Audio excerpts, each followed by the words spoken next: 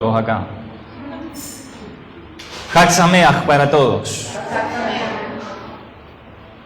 Feliz fiesta de Hanukkah, la fiesta que tiene varios nombres: fiesta de la dedicación, fiesta de las luminarias o de las luces, fiesta de los milagros. Estos nombres provienen de acuerdo a una historia que ha sucedido en el pueblo de Israel. Ahora vamos a hablar un poquito, pero ya vamos a hacer el encendido de nuestra primer vela.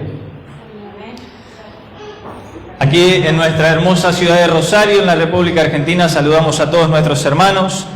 Hay muchos que ya lo han encendido porque en sus respectivos lugares, países, ya ha caído el atardecer, por lo tanto estamos ingresando a un nuevo día. Y el día señalado para nosotros es el 25 de Kislev, mes de Kislev.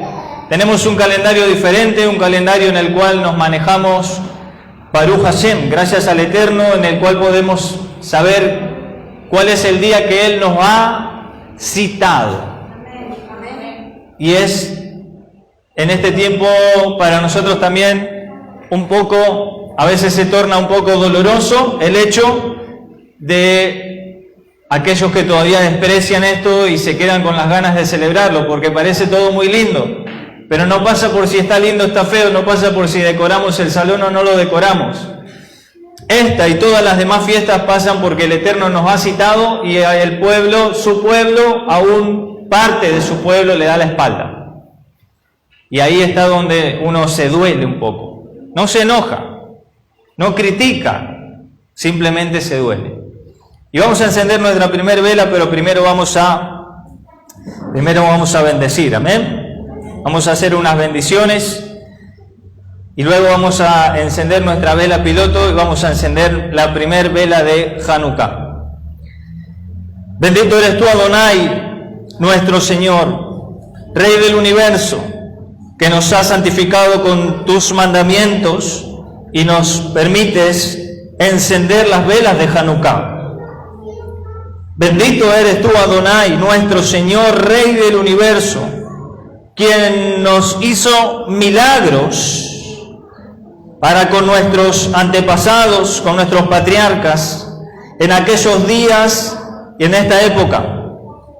Bendito eres tú, Adonai, nuestro Señor, Rey del universo, que nos has concedido vida, nos sostuvo y nos hizo posible llegar hasta esta ocasión. Le damos gracias al soberano Rey de los cielos, Rey del universo, que hoy podemos estar reunidos aquí en familia para poder celebrar la primera noche de este evento extraordinario que sucedió hace unos 2190 años, más o menos. Estamos hablando del año 160, 164, más o menos se dio este evento antes de la llegada de Mashiach.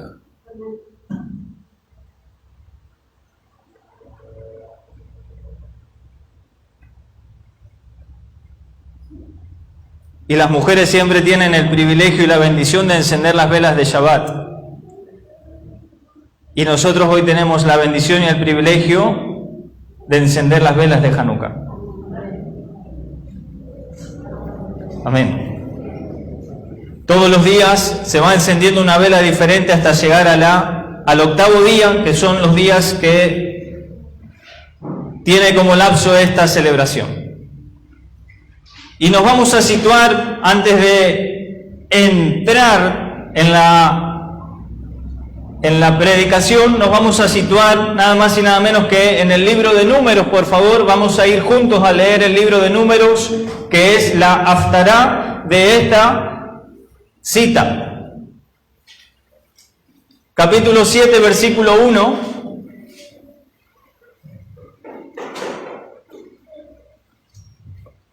Vamos a leer de corrido hasta el versículo 17.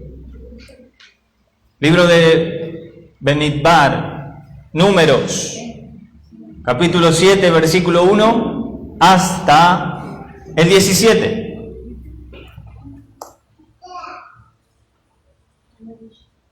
Amén, ¿llegamos? Bien, Baruch Hashem, ahí ya estamos con ustedes. Acá vamos a chequear algo que a veces me olvido, lo suelo hacer, pero a veces me olvido. Y el sonido, que a veces me olvido, la perillita del micrófono de acá, me la olvido baja y después el sonido no sale. Y ustedes que me están mirando por ahí no son capaces de avisarme. No se escucha, ahí nomás tienen que ¡pam!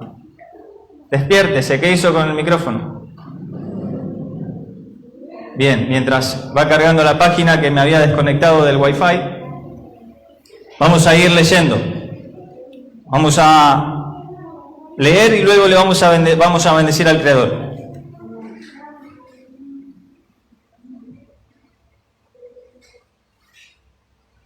No se escucha, ahí está. Se escucha bien. Ok. Dice la Escritura así: aconteció que cuando Moshe hubo acabado de levantar el tabernáculo y lo hubo ungido y santificado con todos sus utensilios, y asimismo ungido y santificado el altar y todos sus utensilios, entonces los príncipes, dice allí, ¿verdad? Ok. Allí podemos verlo como simplemente los Nesi'im, aquellos que llevaban la carga, el peso de ser los líderes tribales.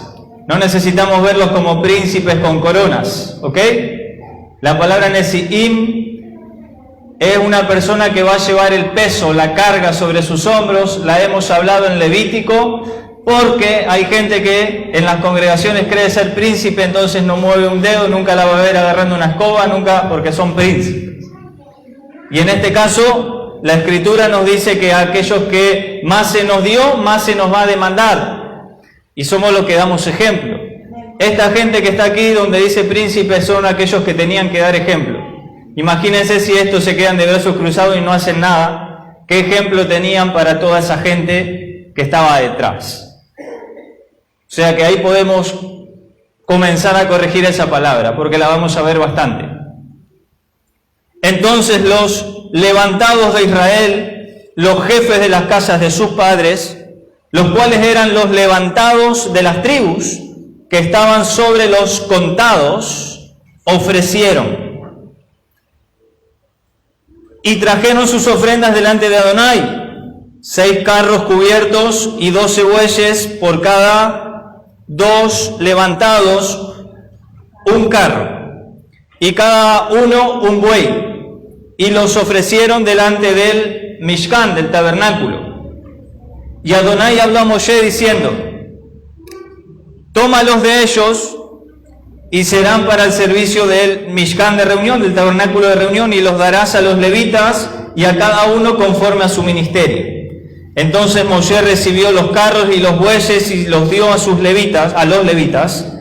2 carros y 4 bueyes dio a los hijos de Gershom, conforme a su ministerio, y a los hijos de Merari dio 4 carros y 8 bueyes, conforme a su ministerio, bajo la mano de Itamar, hijo del sacerdote Aarón. Pero los hijos de Kehat no les dio, porque llevaban sobre sí en los hombros, fíjense esa parte, llevaban sobre sí, ¿dónde? En los hombros. Eso es llevar una carga, eso es un levantado, llevar sobre sus hombros un peso que el Eterno les ha puesto, que no deja de ser un privilegio, pero nos referimos a peso por la responsabilidad que eso conlleva. Así dice la Escritura, y entonces hay que interpretar eso bien. Bien, estábamos aquí con los hijos de Kehat en el verso 9. Pero a los hijos de Kehat no les dio, porque llevaban sobre sí en los hombros el servicio del santuario. Y los levantados trajeron ofrendas para la... Bien, ahí esa es la palabra clave para el día de hoy. La dedicación del altar, el día en que fue ungido, ofreciendo los levantados sus ofrendas delante del altar. Y Adonai le dijo a Moisés: ofrecerán su ofrenda, un Nesiim, un levantado un día, y otro levantado otro día, para la dedicación del altar. Vuelve a salir esa expresión ahí muy rápido. El verso 12 dice así: y el que ofreció su ofrenda el primer día fue Naasón, hijo de Aminadab, de la tribu de Yehudá.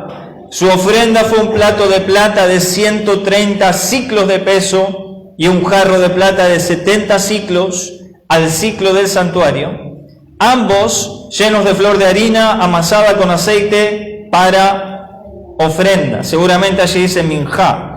Una cuchara de oro de 10 siclos llena de incienso, un becerro, un carnero, un cordero de un año para holocausto, para olá, un macho cabrío para expiación, para hatat, y shlamim, ofrenda de paz, 2 bueyes, 5 carneros, 5 machos cabríos y 5 corderos de un año. Esta fue la ofrenda de Naasón, hijo de Aminadab, que es de la tribu de Yehudá. ¿Ok? Amén. Padre, te damos muchas gracias, soberano, Rey del universo, por los méritos de Mashiach y Yeshua.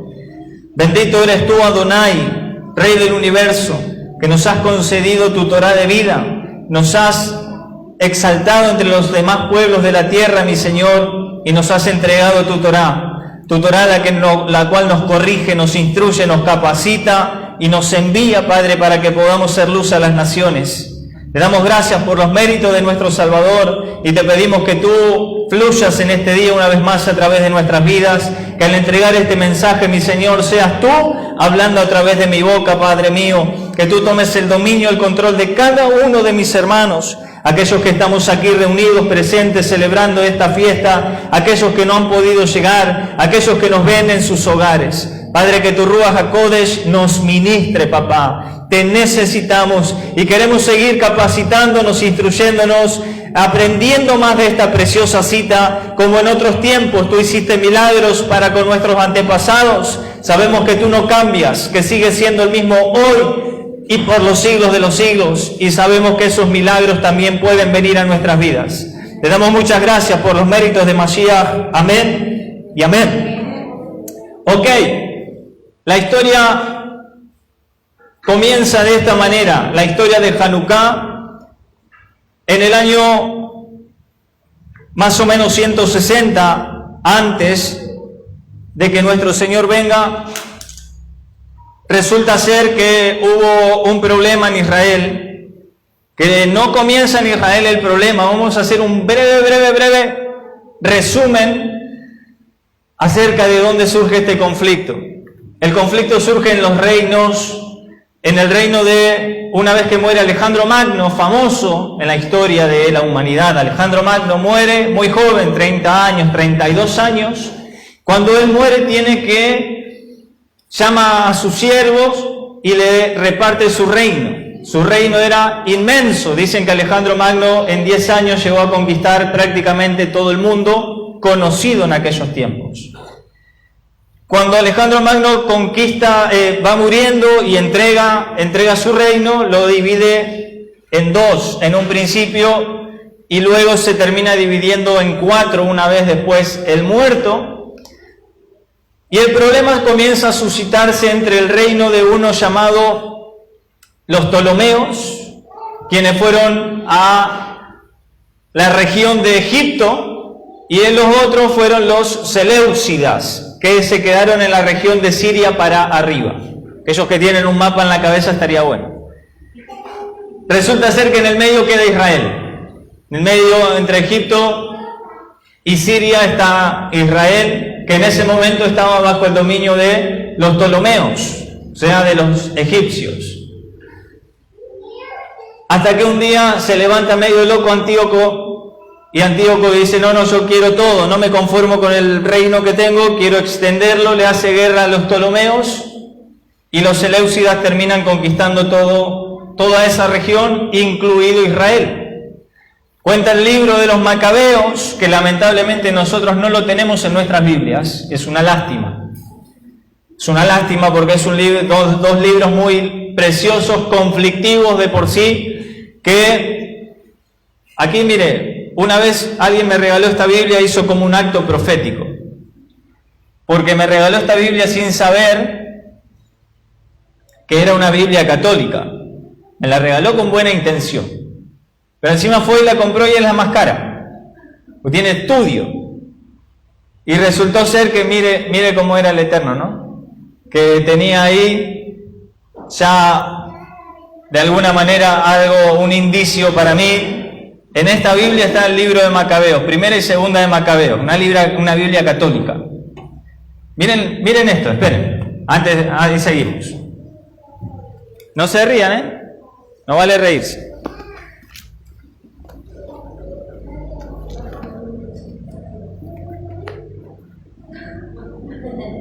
¿Se ve? Semejante bicho, Y acá tiene otro.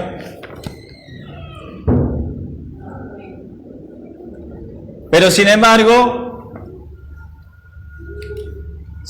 allí tenemos los dos libros de los Macabeos, donde está esta preciosa historia. Ayer la estuve volviendo a leer, los 15 capítulos de la primera parte, porque la extrañaba esa historia que tiene tantas cosas bonitas. Bueno, cuando se suscita esta historia de los Macabeos, el problema de los griegos fue que en un momento dijeron: vamos a seguir el legado que nos dejó Alejandro Magno. ¿Cuál era el legado de Alejandro Magno? No solamente conquistar militarmente un lugar, sino conquistarlo de manera completa. ¿Qué es de manera completa? De manera ideológica, de manera cultural. Quería imponer Alejandro Magno en su pensamiento lo que hoy se conoce, ¿cómo se le dice hoy? Hoy en día también se quieren hacer este tipo de cosas, o algunos sueñan que eso va a suceder. Un nuevo orden mundial. Eso es lo que quería hacer Alejandro Magno en su tiempo, y los seleucidas tomaron el mando. Dijeron: nosotros queremos imponer un nuevo orden mundial, una moneda, un dios, una religión, una ideología, una idiosincrasia, una cultura. Y resulta ser que cuando se encontraron con los israelitas de aquellos tiempos, muchos de ellos les sedujo la idea de asemejarse a los griegos. Hoy en día yo les llamo de esta manera: siempre lo que es desconocido para el hombre, eso es seductor. Eso es seductor. Lo que es desconocido para el hombre tiene una pizca de seducción. No solamente lo que es desconocido, lo que es prohibido para el hombre, eso también tiene una pizca de seducción. Y ahí estaban los israelitas. Los primeros que tomaron la decisión fueron aquellos que dijeron: desde que nosotros hemos abandonado a las demás naciones, hemos sido diferentes a todos ellos, a nosotros nos ha ido mal. Nadie nos quiere porque somos diferentes.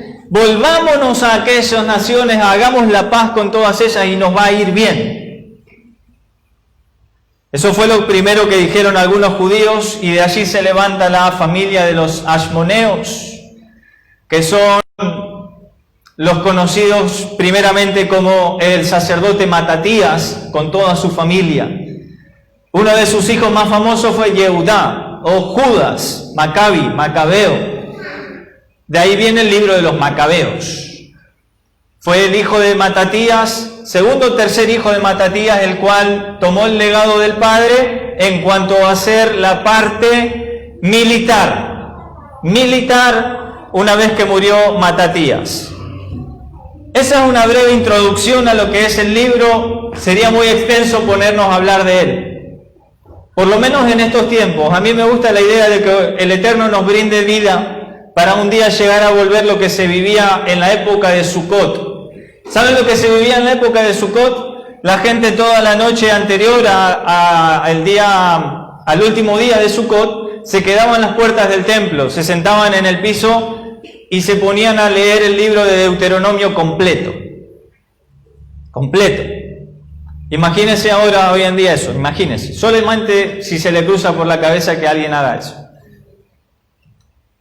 Si nosotros como congregación llamaríamos a la gente y diríamos, vamos a venir, nos vamos a sentar y vamos a leer el libro de Macabeos, primera de Macabeos, que son 15 capítulos, y segunda de Macabeos también lo vamos a leer. Leeríamos 6 capítulos y muchos ya se quedarían dormidos.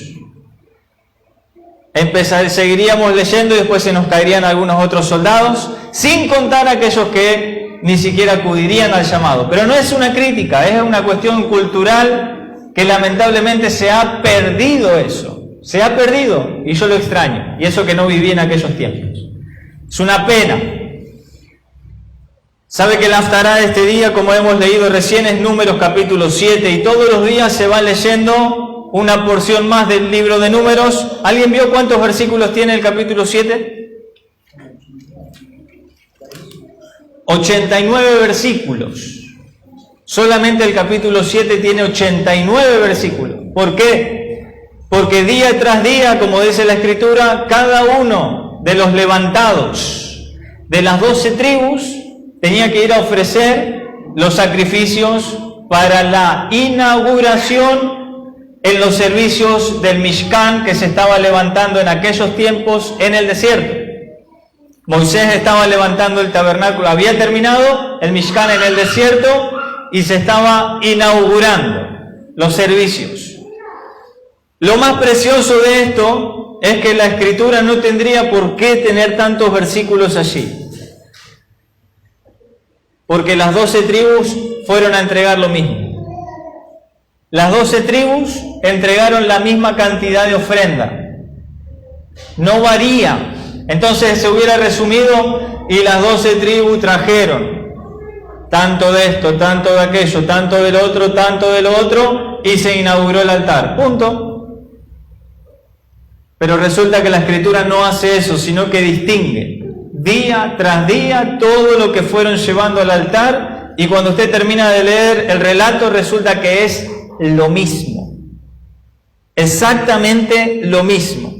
Lo más maravilloso de esto para mí es poder entender qué es lo que está sucediendo en este instante.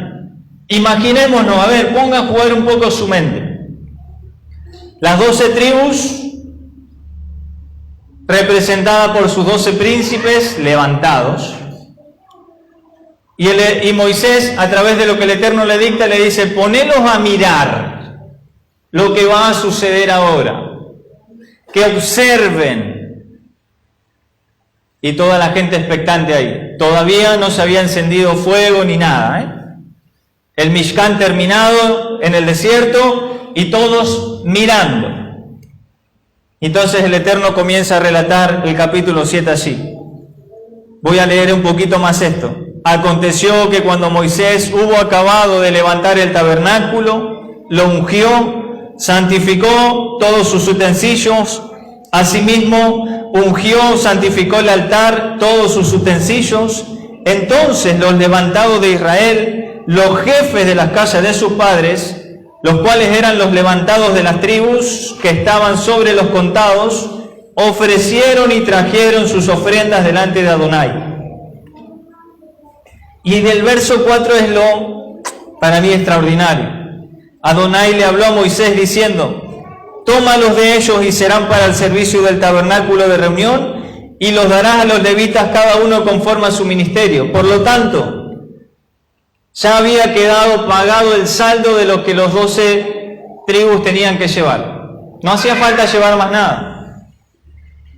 Ya habían llevado su ofrenda. Sin embargo, el Eterno le dice, eso se los vas a dar solamente a los levitas, porque ellos van a ser encargados de comenzar el ministerio. El privilegio cae para la tribu de Kehat. La tribu de Kehat tenía un privilegio muy grande en los servicios del tabernáculo.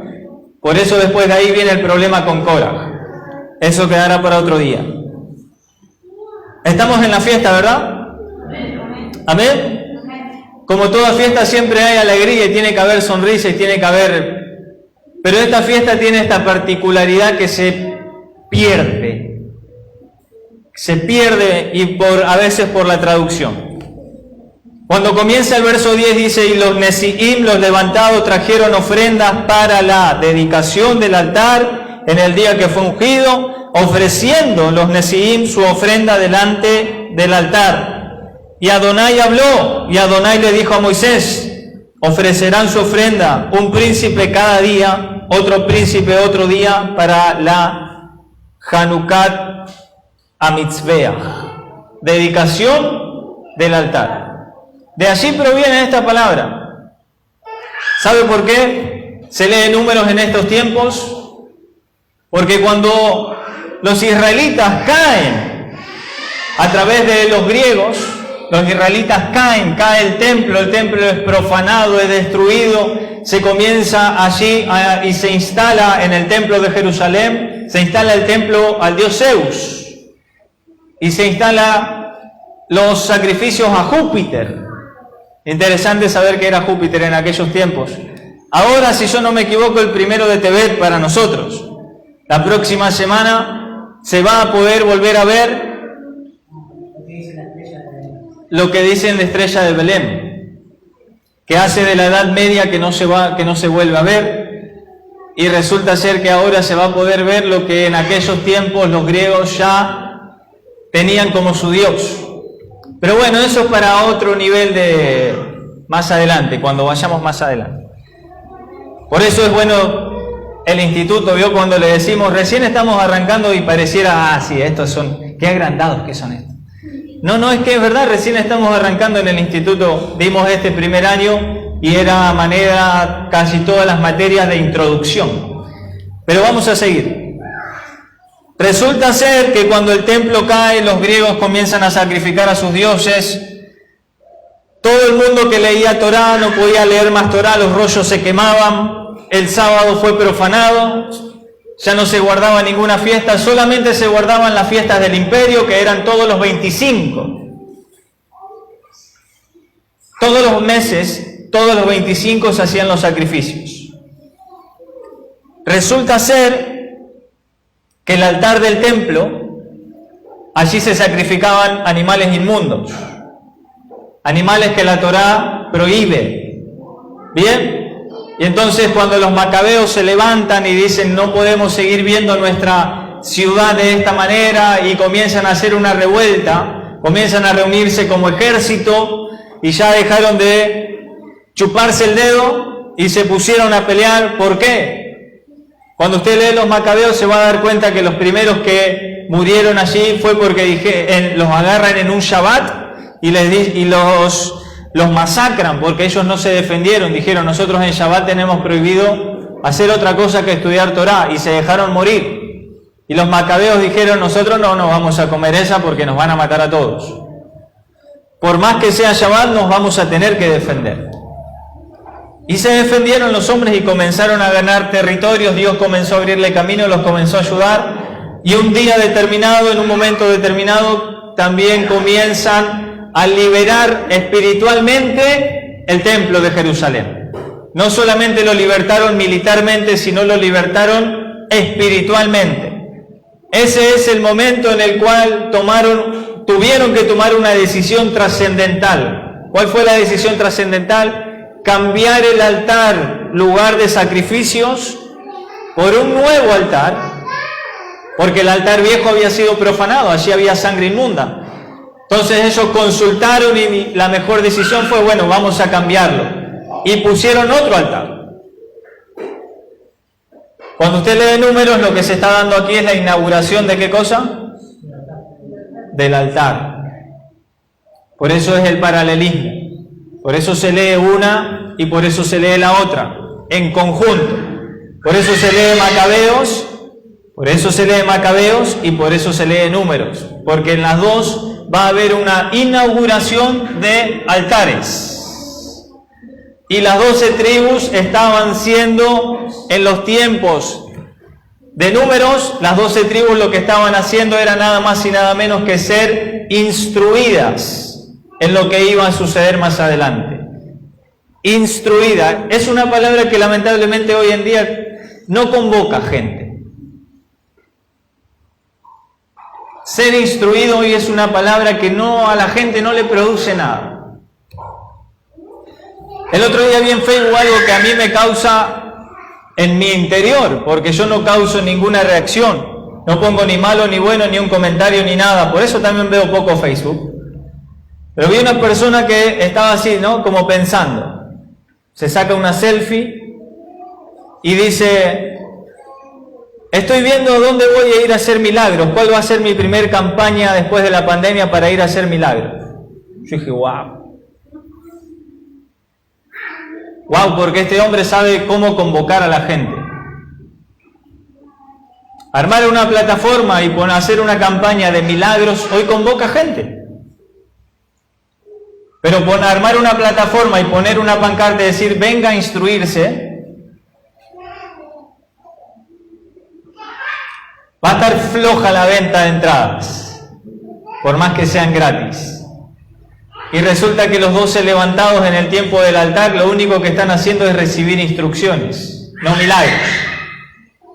No milagros, instrucciones, para saber cómo manejarse, porque este reino maravilloso en el cual vivimos tiene instrucciones. Por eso Ezequiel 46 cuando dice, si hay alguien que sea digno de recibir esto, decíselo, si no, no se lo digas. Mostrale las instrucciones, pero si no es digno, no le digas nada. ¡Wow! Qué lástima que esos versículos pasaron de moda, eso, pastor, eso ya pasó, eso para los antiguos. Sin embargo, las instrucciones siguen siendo las mismas.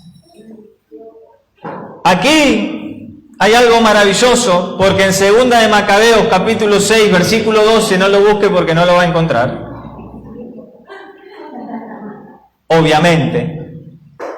En 2 de Macabeos, capítulo 6, verso 12, comienza en el capítulo 6 y un poquito antes a relatar la historia de una mujer la cual le mataron todos sus hijos a causa de que sus hijos no se quisieron doblegar a comer cerdo. Como no se doblegaron a comer cerdo, mire qué lindo, entonces lo del imperio decía, ¿no vas a comer? No, no vamos a comer, entonces los matamos. Y uno a uno ellos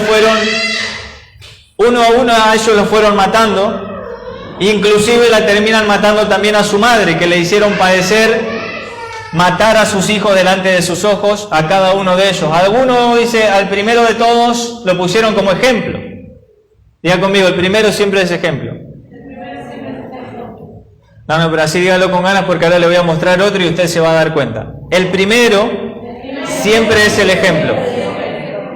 Por eso los levantados acá también están siendo puestos como ejemplos.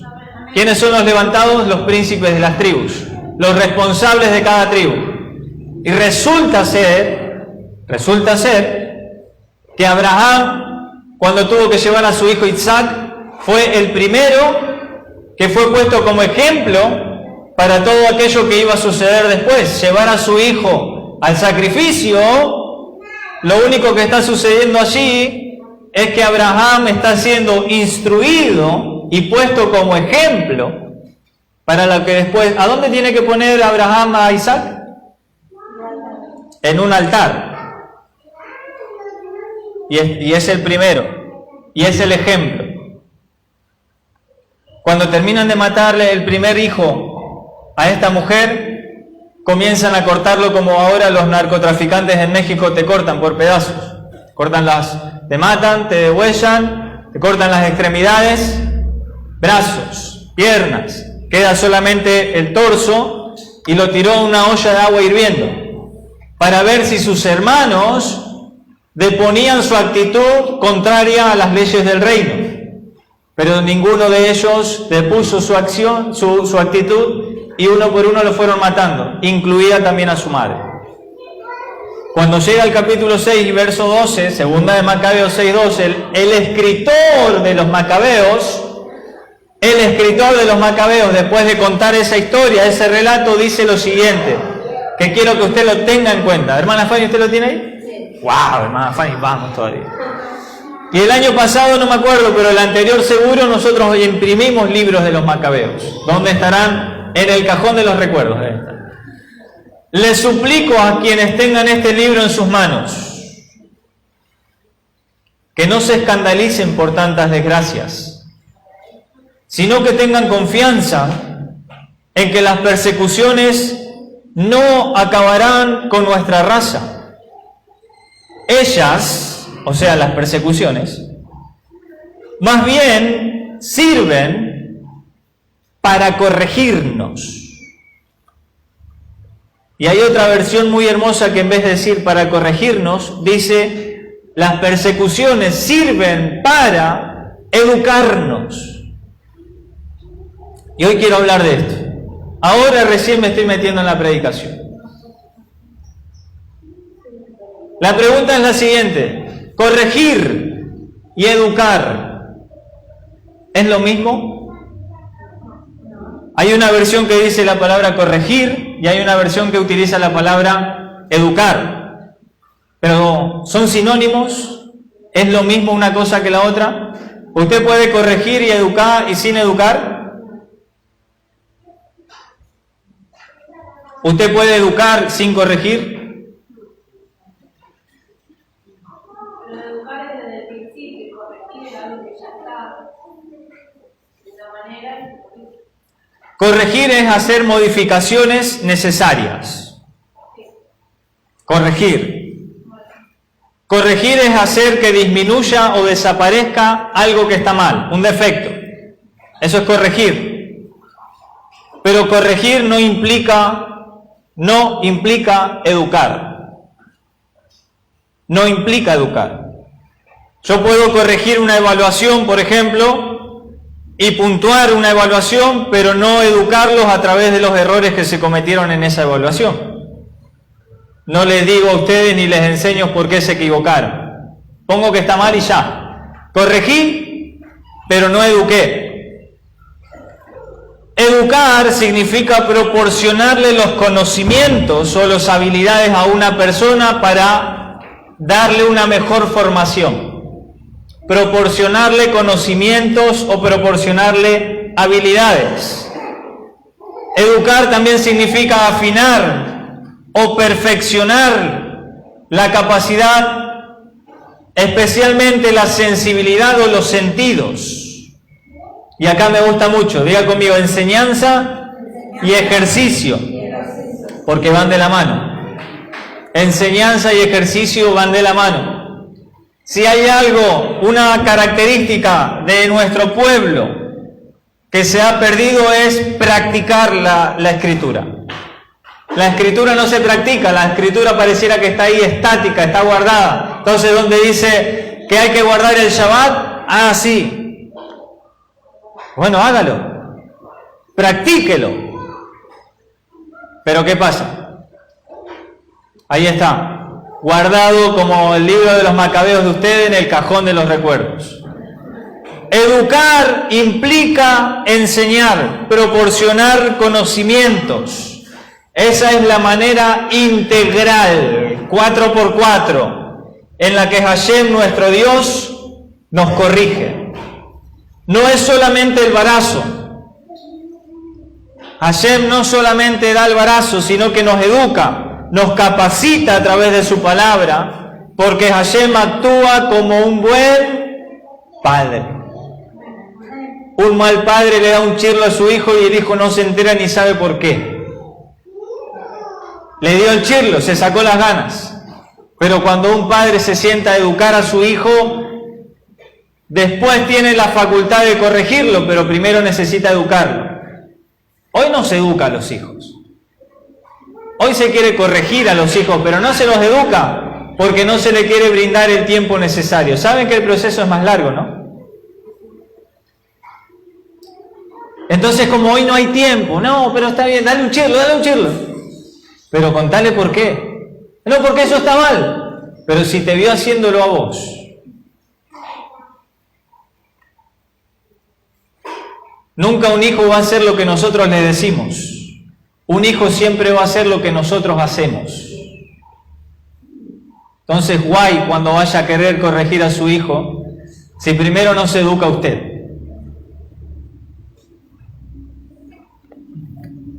Esos son los que me gustan a mí. Las campañas donde no hay gente porque no hay amén, porque no gusta la instrucción. ¿Pero es un día de fiesta o no? Amén. Bueno, cuéntela a su cara. Hebreos capítulo 12, verso 4. Vamos. Usted quería tirar papelitos y decir yupi, y resulta que esta fiesta en particular, el Eterno nos hace instruirnos en el altar. Hebreos 12:4. Porque aún no habéis resistido hasta la sangre, combatiendo contra el pecado. Amén. Y ya habéis olvidado la exhortación que como a hijos se os dirige, diciendo: Hijo mío, no menosprecies la disciplina del Señor, ni desmayes cuando eres reprendido por Él. Porque el Señor al que ama y azota a todo aquel que recibe por hijo. Si soportáis la disciplina, Dios os trata como a hijos. Porque ¿qué hijo es aquel a quien el Padre no disciplina? Pero si se os deja sin disciplina, de la cual todos han sido participantes, entonces sois bastardos y no hijos. Por otra parte, tuvimos a nuestros padres terrenales que nos disciplinaban y los venerábamos, porque hay que honrarlos. ¿Por qué no obedecemos mucho mejor al Padre de los Espíritus y viviremos?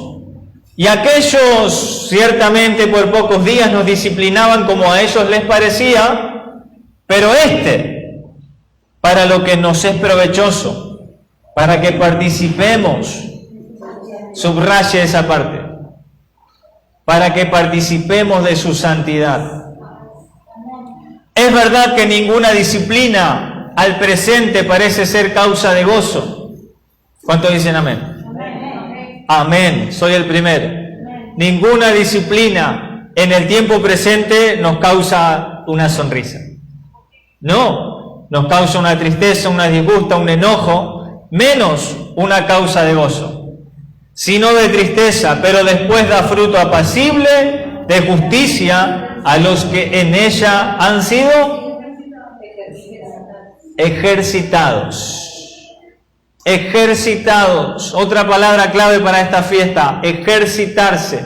En un momento Pablo dice: ejercítate para la piedad, porque no nos sale por naturaleza, ¿verdad?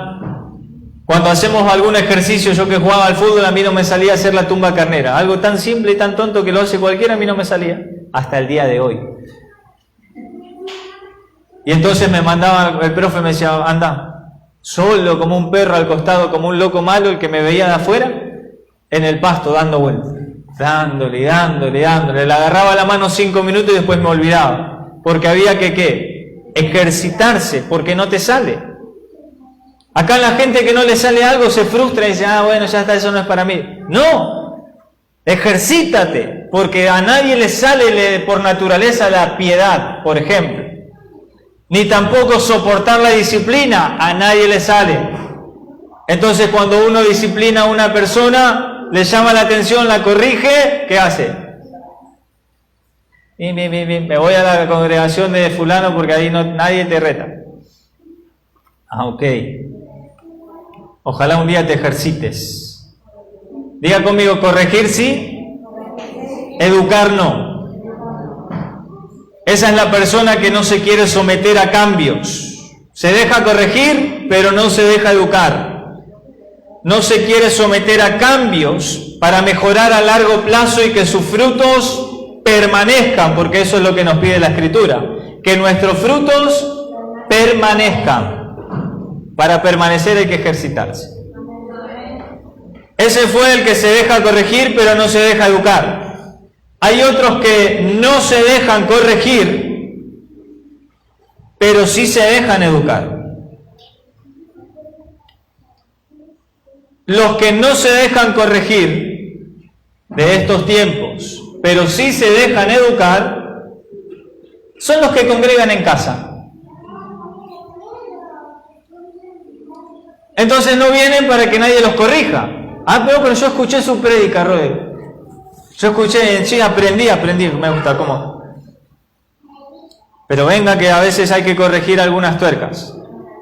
No, pero es por el coronavirus. Después del coronavirus yo voy a volver. Mentira. Si antes del coronavirus tampoco venía. Es mejor congregar en casa, quédate en casa, les quedó quédate en casa. Vieron que la propaganda era quédate en casa, quédate, y la cabeza así te taladraba de tal manera que se lo tomaron muy a pecho. Quédate en casa. Eso los que congregan en casa es porque no le rinden cuentas a nadie, no reciben correcciones, no se sienten amenazados, y pastor Facebook o apóstol YouTube los termina educando. O el pastor o el apóstol YouTube, alguno lo va a educar, porque hoy uno hace así, ¿no? Con el celular haciendo así, tac, tac, tac, y elige. Como dice Dante Gebel, si no me quieren mirar, tenés otros 150.000 para mirar. Esos son con respecto a los congregantes, pero también tenemos algo con respecto a los que están en el liderazgo. ¿Por qué? Los 12 que estaban allí presentes ante el altar eran líderes de sus tribus. El primero que fue a entregar la ofrenda fue Naasón, hijo de Aminadab, de la tribu de Yehudá. El problema en los liderazgos se da de esta manera. Están los que te quieren corregir, pero como ellos no están educados, tampoco te pueden educar. Entonces, corregir sin educar, ¿qué dijimos antes? ¿Se puede hacer? Sí se puede, pero no se debe. Si usted le puede dar un chirlo a su hijo, sí puede, pero si no lo educa, tal vez ese hijo se hubiera salvado del chirlo. Primero se educa. Y están en el liderazgo los que no corrigen, pero sí están educados. No corrigen, pero sí saben, porque no conviene corregir. No vaya a hacer cosa que la oveja se me vaya y se me salte del corral y se me vaya a otro corral. Déjalo que haga. Pero usted está educado, usted sabe que eso que está haciendo está mal. ¿Por qué no le dice? No, déjalo. ¿Sabes lo que en estos tiempos de pandemia está dura la economía? Llevar adelante la congregación no es fácil. Ok. Bien. Tenemos el problema en los liderazgos y tenemos los problemas en la comunidad también. Y hay un proverbio muy lindo que todos se lo saben de memoria. Tal vez no se acuerden dónde está, pero de memoria se lo saben, que es el 22:6. Instruye. ¿No dice corrige? ¿Y quién es niño? ¿A quién la Escritura menciona como un niño? ¿A los chicos menores de edad? ¿O Pablo cuando habla de que fui a ustedes y al final le tuve que dar leche en vez de darle comida sólida porque aún son niños? Instruye al niño, y aun cuando fuere viejo. Saben que el libro de Macabeos está plagado de ejemplos en los cuales los gobernantes religiosos de los imperios hacían diferentes acuerdos o tratados con los Maccabi, y muchos de esos tratados terminaban saliendo mal. Muchos de esos tratados de paz terminaron saliendo mal. Es que debemos ver ambos. Religión y política tienen una estructura de gobierno muy similar. La religión y la política van muchas veces, lamentablemente, de la mano. Hay un dicho popular que recitaba un antiguo, en aquellos tiempos decía: divide y reinarás. Divide y reinarás. ¿Será que lo habrá sacado de la Biblia ese hombre? Porque nosotros tenemos uno que suele dividir y suele reinar muchas veces en familias, en congregaciones, en diferentes ámbitos, pero el que divide usted sabe quién es.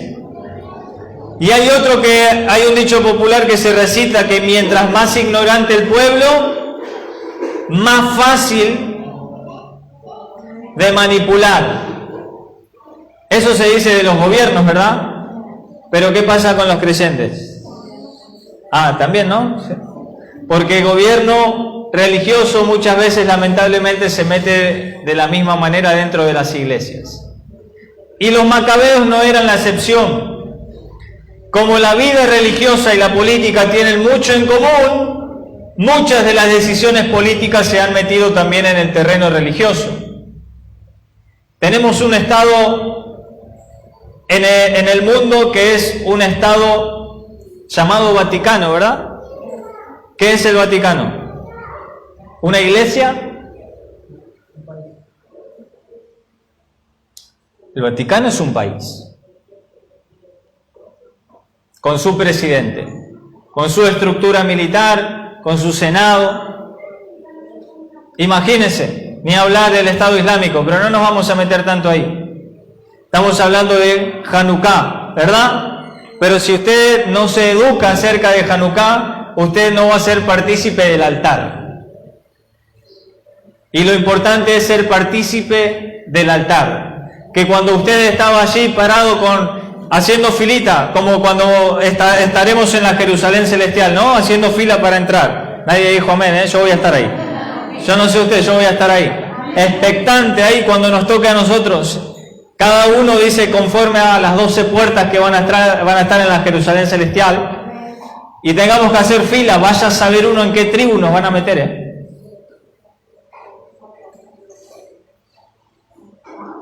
Y yo voy a estar ahí esperando, no nos vamos a poder colar como hacemos acá en la cola del banco y todo eso, pero me gustaría, para acceder más rápido, de esa misma manera estaban las 12 tribus delante del altar, ahí mirando, expectante, a ver qué era lo que Dios determinaba y le decía a Moisés que había que hacer, y todos mirando hacia el altar.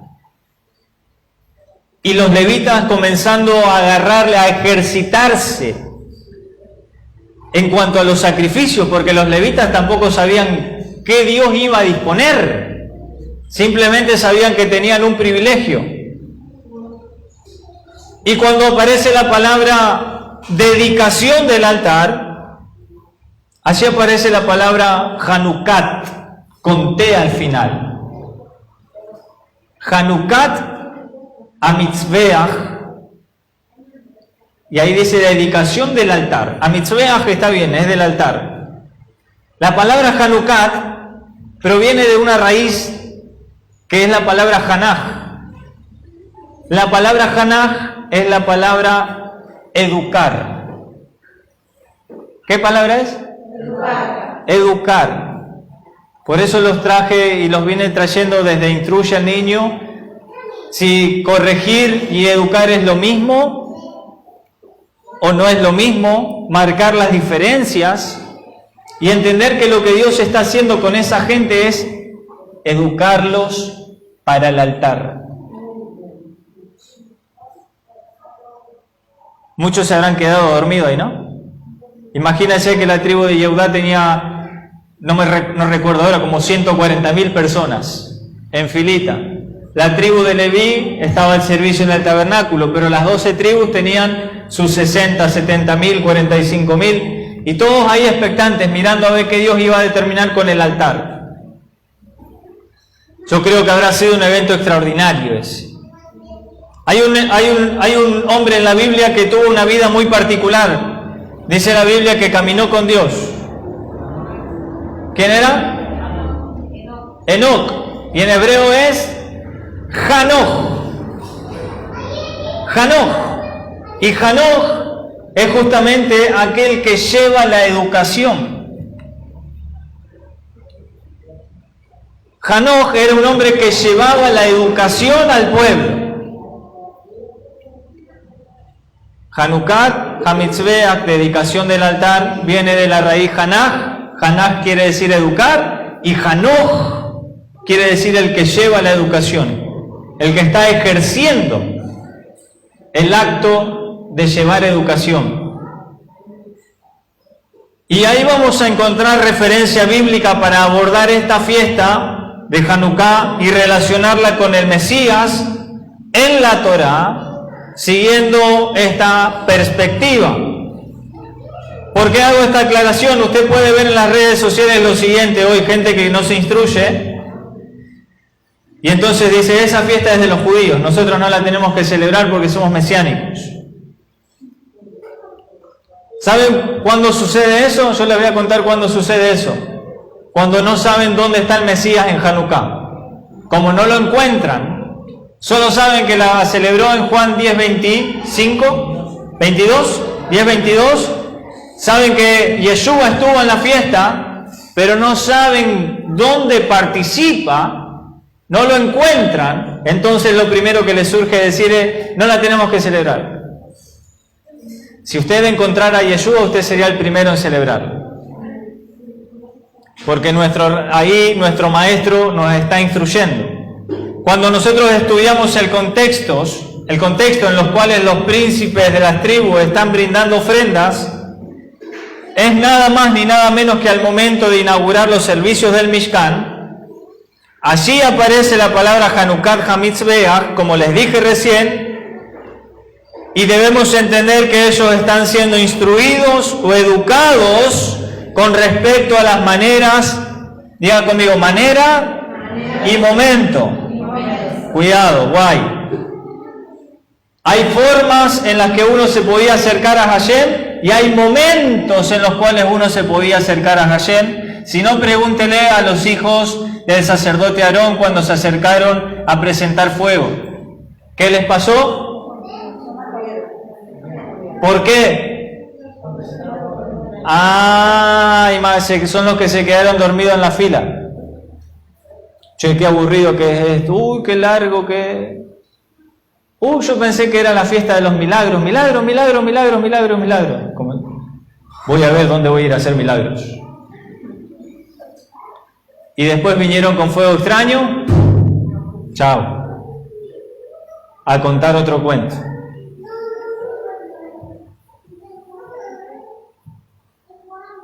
Hermanos, Hanukat Hamizbeach. Este momento especial están siendo instruidos o educados con respecto a las maneras y a los momentos en los cuales ellos debían ofrecer sus korbanot. ¿Qué debían ofrecer?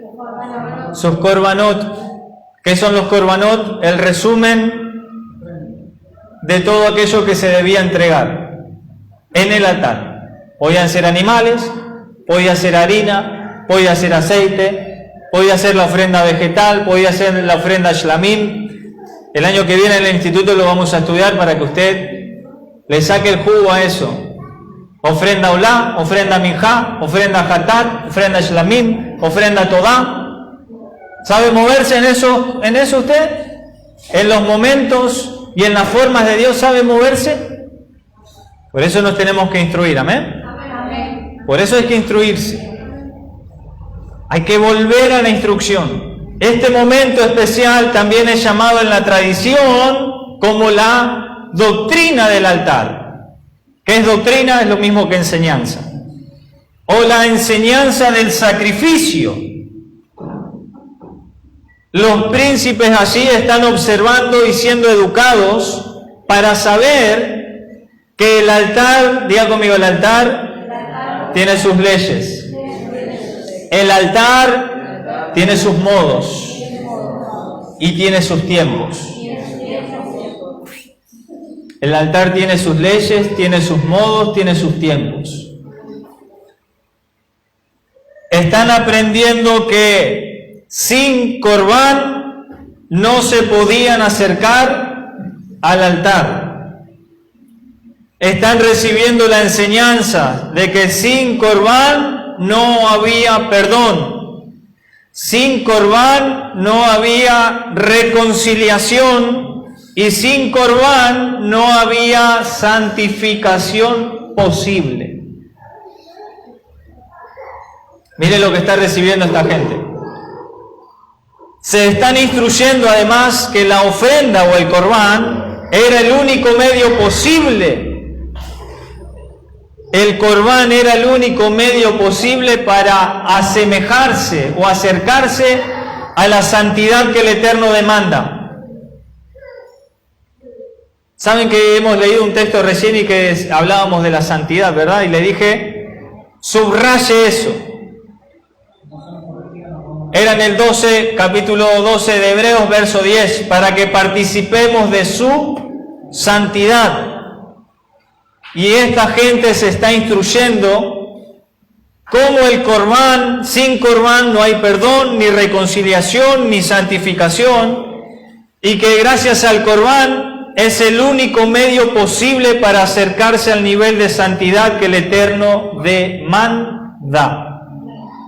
Sin santidad, quedé flojo de oído, no pude lograr captar el murmullo.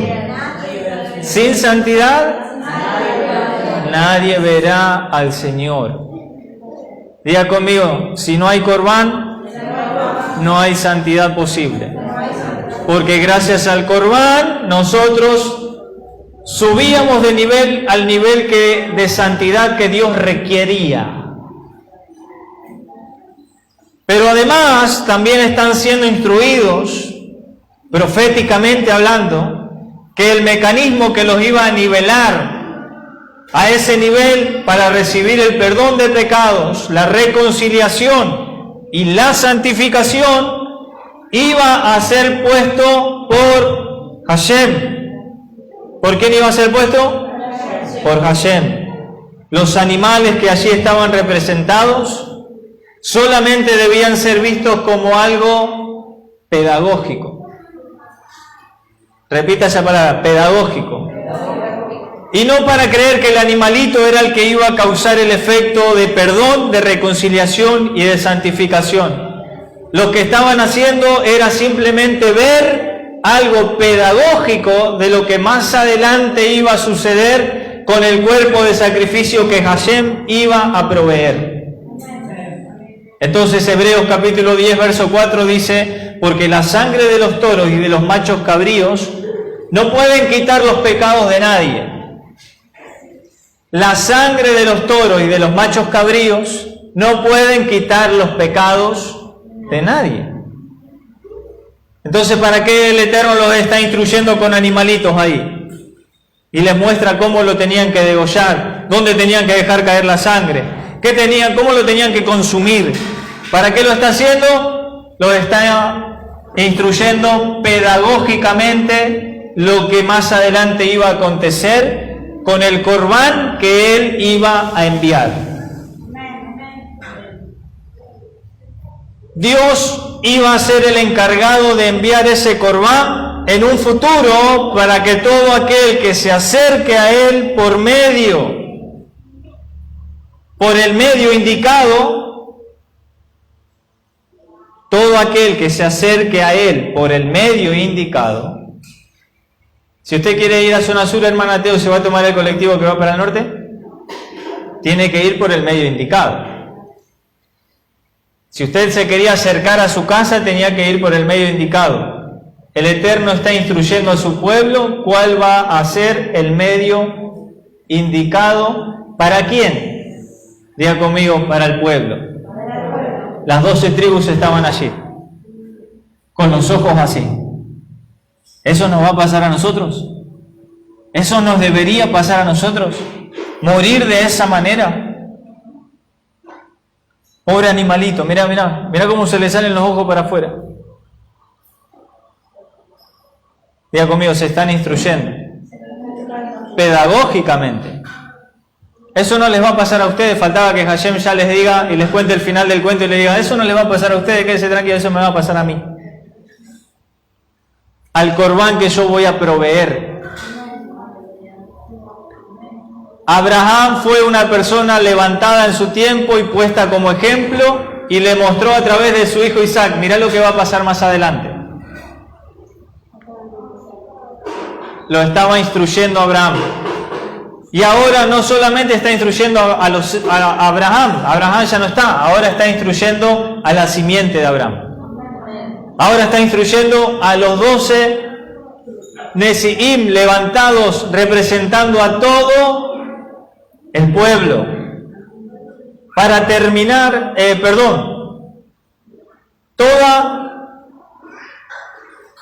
todo este Corbán que va a presentar Hashem es el que nos va a elevar a nosotros al nivel de santidad que Dios pretende de su pueblo.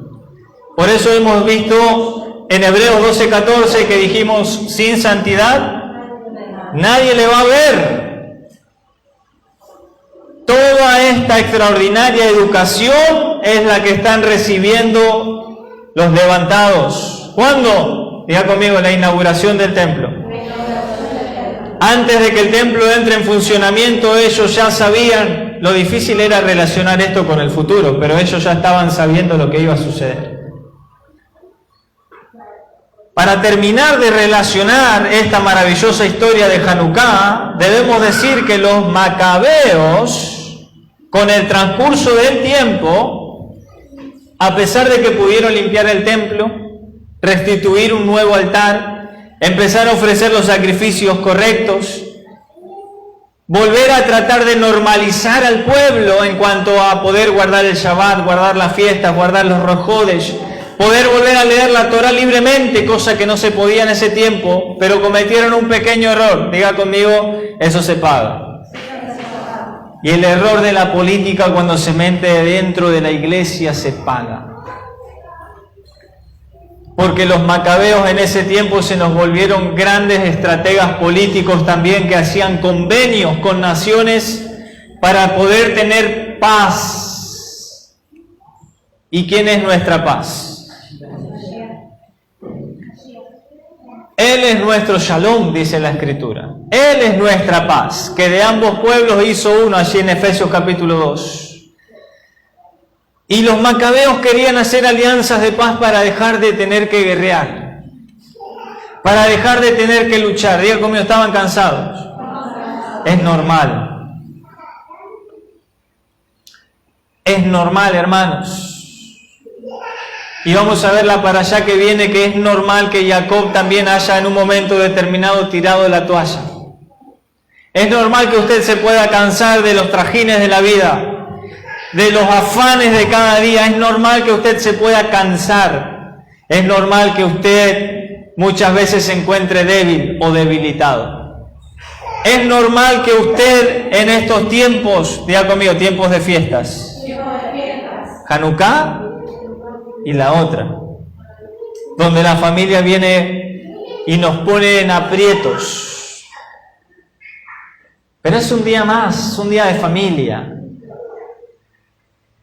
Compartimos todos juntos, ahí no pasa nada. Y los macabeos también se sentían de esa manera, así. Pero los macabeos dijeron, no podemos. Lo nuestro es nuestro y lo de ustedes es de ustedes. Y cuando se equivocaban en los nuestros y lo de ustedes, decían, bueno, lo de ustedes puede ser parecido al nuestro, volvía a haber guerra, volvía a haber disolución, volvía el pueblo a padecer los errores que se cometían cuando no se sacrifica en el altar correcto, cuando la instrucción que es enviada no es recibida. Así se cometen errores y hay que volver a corregir, y eso es lo que Dios hizo continuamente con los macabeos. Si usted lee la historia de los macabeos, no es como se la cuentan. ¡Ay, salvaron a Israel! Y se... ¡Ey, oiga! Eso es hasta el capítulo 6, siga leyendo que faltan 10 más. Y fíjese qué pasa cuando uno hace alianzas incorrectas. Fíjese lo que le pasó a Judas Macabeo cuando hizo alianza con los romanos. Por la espalda. Fíjense qué le pasó al hermano de Judas, a Simón, cuando hizo alianzas también por allá. Mataron. Entonces no podemos contar la mitad de la historia. Tenemos que contar la historia. Y la historia es que debemos ser educados, como el pueblo en Números capítulo 7, de entender que nuestro altar siempre va a ser nuestro Mesías. El altar que nos permite edificarnos y alcanzar el nivel de santidad que Dios requiere es el Mesías. En esta fiesta, ¿dónde está el Mesías? Él es el altar de sacrificios y Él es el corbán que Dios iba a proveer para que nosotros, las 12 tribus, su pueblo completo, pudiese tener acceso al reino de los cielos.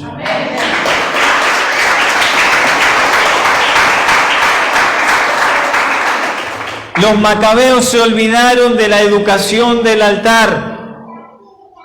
Por eso cuando celebramos Hanukkah, no solamente tenemos que recordar los milagros que ocurrieron del aceite. También lo vamos a ver dentro de la fiesta, claro, pero necesitamos interpretar esta fiesta correctamente.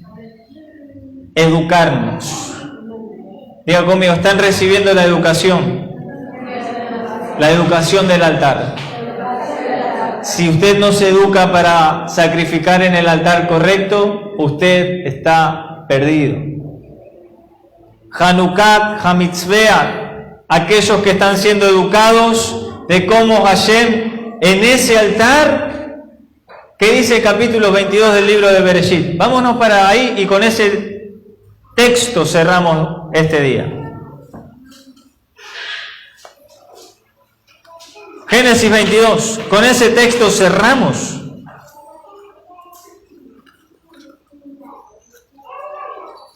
¿Llegó a Génesis 22? Amén. Lea por favor el texto, el verso 14. ...22, 14 de Génesis.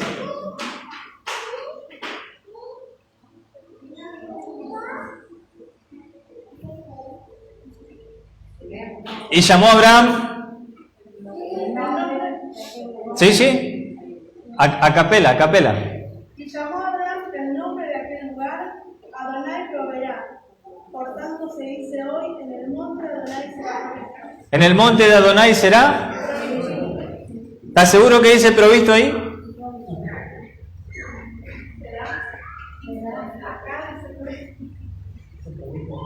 En el monte Adonai será visto.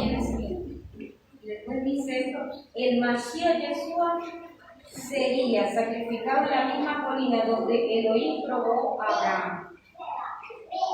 Monte Moriah, monte del templo, en el altar de los sacrificios. Si usted no se instruye para el altar, entonces queda knockout. En el monte Adonai será visto. ¿Qué estaba haciendo el Eterno con Abraham? Ya conmigo lo estaba instruyendo. A través de su hijo. A estos, en las 12 tribus, los está instruyendo a través de animalitos.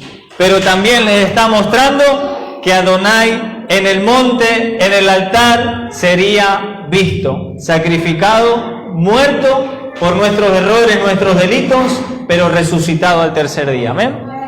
Baruch Hashem. Chag Sameach.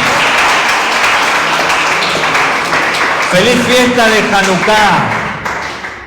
Feliz fiesta de Hanukkah. Que veamos milagros en estos días, en estos tiempos, como lo tuvieron nuestros antepasados en aquellos días para estos tiempos.